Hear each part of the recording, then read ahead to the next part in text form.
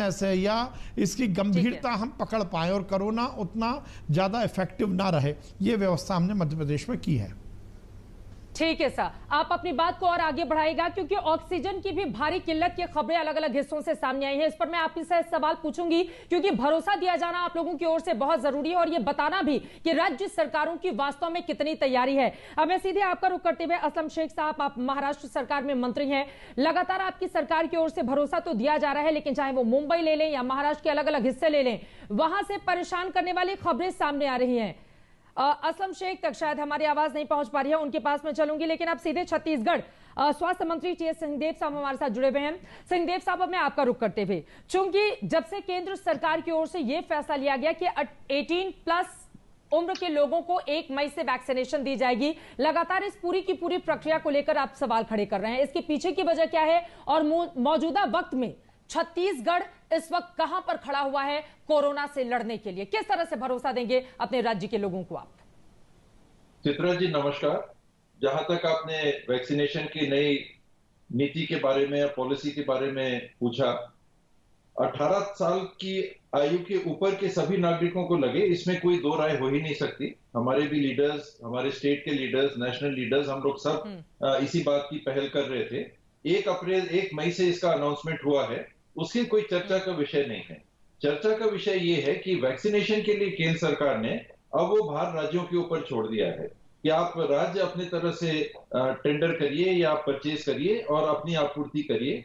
इसमें स्थिति ये बनेगी जो हम रेमडेसिविर में देख रहे हैं कि जो चीज शॉर्ट सप्लाई में रहती है, जिस राज्य में उसकी मैन्युफैक्चरिंग हो रही है, उस राज्य के अधिकारी वहां पर फैक्ट्री के सामने बैठ जाते हैं और सप्लाई नहीं होने दे रहे। इसके लिए मैंने कल माननीय डॉक्टर हर्षवर्धन जी से भी बात की, आज माननीय सदानंद गौड़ा जी से भी बात की और सकारात्मक सहयोग उनका मिला और उन्होंने कहा कि नहीं, जहां तक रेमडेसिविर का है हम व्यवस्था बना रहे हैं और हम उम्मीद करेंगे कि वैक्सीनेशन के लिए भी इसी प्रकार की व्यवस्था बनेगी कि राज्यों को अनुपातिक तौर पे सबको फैक्ट्री से अपने सामान को अपने राज्य तक ले जाने की अनुमति मिले। हमारे मुख्यमंत्री जी ने पहले भी इस बात को कह दिया था कि ये केंद्र सरकार की जिम्मेदारी होनी चाहिए कि वो निःशुल्क वैक्सीनेशन देश के नागरिकों का कराए। लेकिन अगर केंद्र सरकार पीछे हटेगी और वो कहेगी कि नहीं हम 45 साल के ऊपर का ही करेंगे, 45 साल से नीचे के नागरिकों का हम नहीं करेंगे, तो राज्य सरकार, हमारे मुख्यमंत्री जी ने कहा है कि तैयार रहेगी और भले ही 1000 करोड़ के आसपास का खर्चा आएगा, केंद्र सरकार अगर आगे नहीं आएगी तो राज्य की सरकार पीछे नहीं हटेगी।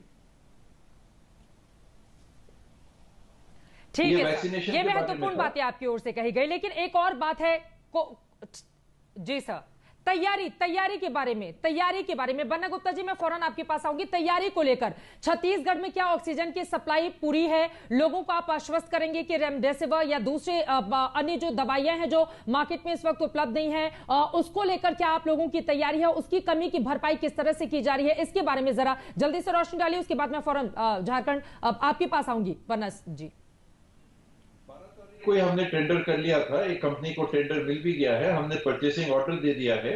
वो कंपनी आगे पीछे कर रही है अभी भी सप्लाई के बारे में। हर तरीके से हमारे अधिकारी उनके डायरेक्टर्स, मैनेजिंग डायरेक्टर से संपर्क में है कि आप जो कमिटमेंट आपका था कि आप इस हफ्ते से इतनी दवाई उपलब्ध कराएंगे, प्लीज उसको फुलफिल करिए। तो ये प्रक्रिया जारी है। वो सप्लाई आ जाती है तो रेमडेसिविर का दबाव ये कम हो जाएगा। ऑक्सीजन प्रोडक्शन में हमारा स्टेट सरप्लस है, दूसरे राज्यों को यहां से जाता है लिक्विड ऑक्सीजन भी, और ऑक्सीजन जनरेटिंग प्लांट्स भी हमने लगाए थे और केंद्र सरकार से भी मांगे हैं और हमने भी मंजूर किए हैं। टेस्टिंग के लैबोरेटरीज हम बढ़ा रहे हैं, टेस्टिंग किट्स हम लोगों ने परचेज कर ली हैं और उसकी अब कमी नहीं होगी। और टेस्टिंग ट्रेसिंग को थोड़ा सा अब कम तवज्जो, लेकिन ट्रेसिंग भी और ट्रीटमेंट। तो जैसे दवाई की बात आ रही थी, पूर्व में मंत्री जी कह रहे थे, हम लोगों ने भी ये निर्णय लिया है कि टेस्टिंग के स्थान पे ही अब हम प्रोफिलैक्टिक दवाइयां भी, अगर कोई नेगेटिव भी आते हैं और उनके लक्षण हैं, हम तत्काल उनको प्रोफिलैक्टिक दवाइयां उपलब्ध करा देंगे और आरटीपीसीआर टेस्ट में देरी ना हो। लेकिन अगर देरी भी होती है तो वो अलग होके और ये दवाइयां लेना चालू कर दें और टेस्टिंग में देरी ना हो, ये हमारा दूसरा टारगेट है। सर, ये महत्वपूर्ण जानकारी आपने दी। सारंग साहब, मैं आपके पास आऊंगी, लेकिन संदेश साहब एक छोटी सी जानकारी मैं आपसे और चाहूंगी। आप लोगों का ये मानना है कोरोना वैक्सीनेशन को लेकर, देखिए अब कोरोना से लड़ने के लिए बहुत जरूरी है कि वैक्सीनेशन की प्रक्रिया को जितनी तेजी से आगे बढ़ाया जाए उतना बहुत ज्यादा मौजूदा वक्त में जरूरी हो जाता है। ऐसे में अगला सवाल है, 91 लाख लोगों को आप लोगों को वैक्सीन दिलानी होगी, जो आपके स्वास्थ्य मंत्रालय के आधिकारिक आंकड़े हैं। अगर मैं सही हूं तो आप बताइएगा इसको लेकर। इसके साथ ही आप ये भी चाहते हैं कि कोरोना वैक्सीन को फ्री किए जाने को लेकर जो फंड है वो केंद्र सरकार आप लोगों को मुहैया कराए, लेकिन यूपी सरकार की ओर से तो खुद से निर्णय ले लिया गया है। उसका ये कहना है कि पूरे उत्तर प्रदेश में, जो सबसे बड़ा राज्य है देश का, उसने कहा है कि हम फ्री वैक्सीन देंगे। छत्तीसगढ़ इसको लेकर तैयार क्यों नहीं दिखता?